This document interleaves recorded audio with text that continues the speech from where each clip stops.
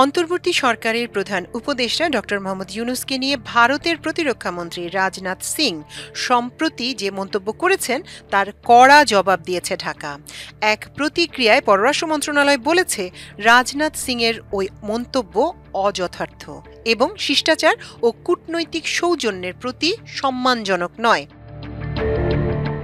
ভারতের নেটওয়ার্ক 18 গ্রুপের প্রধান সম্পাদক রাহুল যোশীর সঙ্গে একান্ত সাক্ষাৎকারে রাজনাথ সিং বাংলাদেশের অন্তর্বর্তীকালীন প্রধান উপদেষ্টা ডক্টর মোহাম্মদ ইউনূসকে নিজের কথাবার্তায় সতর্ক থাকার পরামর্শ দেন। সাক্ষাৎকারে রাজনাথ সিং বলেন, আমরা বাংলাদেশের সঙ্গে কোনো টানাপোড়েন চাই না, তবে ইউনূসকে তার বক্তব্যে সতর্ক থাকতে হবে। ভারতের প্রতিরক্ষা মন্ত্রী বলেন, ভারত যে কোনো ধরনের চ্যালেঞ্জ মোকাবেলা করতে সক্ষম, যদিও আমাদের লক্ষ্য প্রতিবেশীদের সঙ্গে সুসম্পর্ক বজায় রাখা। শুক্রবার নেটওয়ার্ক 18 গ্রুপের একটি গণমাধ্যম ফার্স্ট পোস্ট এই সাক্ষাৎকারটি প্রকাশ করে।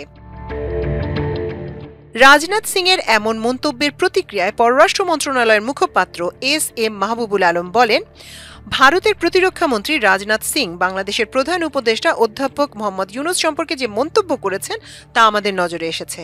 মাহবুবুল আলম বলেন, আমরা মনে করি রাজনাথ সিংয়ের মন্তব্য সঠিক ও গঠনমূলক নয় এবং তা শিষ্টাচার ও কূটনৈতিক সৌজন্যের প্রতি সম্মানজনকও নয়।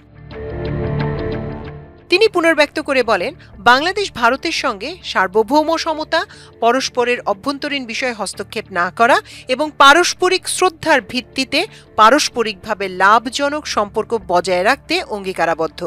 আলম আরও বলেন, বাংলাদেশ বিশ্বাস করে যে দৃষ্টিভঙ্গির পার্থক্যগুলো গঠনমূলক ও শ্রদ্ধাশীল সংলাপের মাধ্যমে সবচেয়ে ভালোভাবে সমাধান করা সম্ভব। এদিকে রাজনাথ সিংয়ের একান্ত সাক্ষাৎকার নিয়ে নেটওয়ার্ক 18 গ্রুপের সংবাদ মাধ্যম ফার্স্ট পোস্টের প্রতিবেদনে বলা হয়, গত বছর শেখ হাসিনা সরকার পতনের পর ভারত ও বাংলাদেশের সম্পর্কে টানাপোড়েন সৃষ্টি হয়। শেখ হাসিনা দেশ ছাড়ার পর বাংলাদেশের অন্তর্বর্তী সরকারের প্রধান উপদেষ্টা হিসেবে দায়িত্ব নেন নোবেল পুরস্কার বিজয়ী অধ্যাপক ইউনূস। শেখ হাসিনা বর্তমানে ভারতে অবস্থান করছেন। প্রতিবেদনে আরও বলা হয়েছে, বাংলাদেশের ক্ষমতায় আসার পর থেকেই ডক্টর ইউনূস ভারত বিরোধী উস্কানিমূলক বক্তব্য দিয়ে যাচ্ছেন। সম্প্রতি তিনি পাকিস্তানের জয়েন্ট চিফস অফ স্টাফ কমিটির চেয়ারম্যান জেনারেল সাহির শামশাদ মির্জা এবং সফররত তুর্কি সংসদীয় প্রতিনিধি দলের কাছে একটি বিতর্কিত শিল্পকর্ম দেওয়ার পর তীব্র বিতর্কের সৃষ্টি হয়। জানা গেছে, ডক্টর মোহাম্মদ ইউনূস চলতি সপ্তাহের শুরুর দিকে সফররত 5 সদস্যের তুর্কি পার্লামেন্টারি প্রতিনিধি দলকে আর্ট অফ ট্রায়াম্ফ নামে একটি বই উপহার দেন।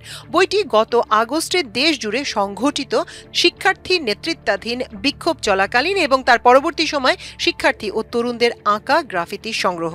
তবে ভারতীয় সংবাদ মাধ্যম নিউজ 18 এর তথ্য অনুযায়ী বইটিতে গ্রেটার বাংলাদেশ পরিকল্পনার ইঙ্গিত রয়েছে, যেখানে ভারতের উত্তর পূর্বাঞ্চলীয় রাজ্যগুলো, বিশেষ করে আসামকে বাংলাদেশের ভবিষ্যৎ কৌশলগত পরিকল্পনার অংশ হিসেবে উপস্থাপন করা হয়েছে, যদিও ঢাকা এই অভিযোগগুলো নাকচ করে দিয়েছে। মাল্টিমিডিয়া ডেস্ক, আমার দেশ।